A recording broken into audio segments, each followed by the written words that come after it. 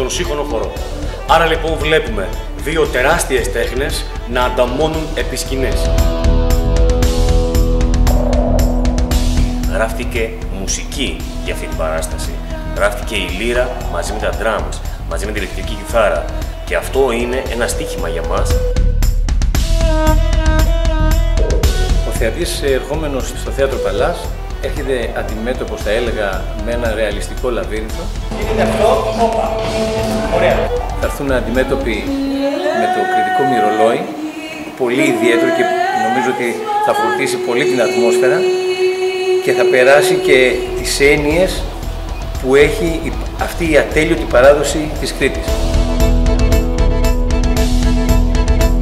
Δεν πάμε να αλλάξουμε τους κρητικούς χορούς, ούτε την παράδοσή μας. Ο κόσμος θα απολαύσει την Κρήτη. Μέσα από το πάθος του σύγχρονου χορού θέλουμε να δημιουργήσουμε αυτή την έννοια.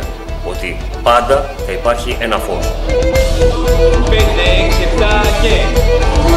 Για εμάς είναι η μεγαλύτερη πρόκληση. Ίσως να αφορά αυτή η παράσταση όχι μόνο το κοινό της Ελλάδος, αλλά ένα παγκόσμιο κοινό.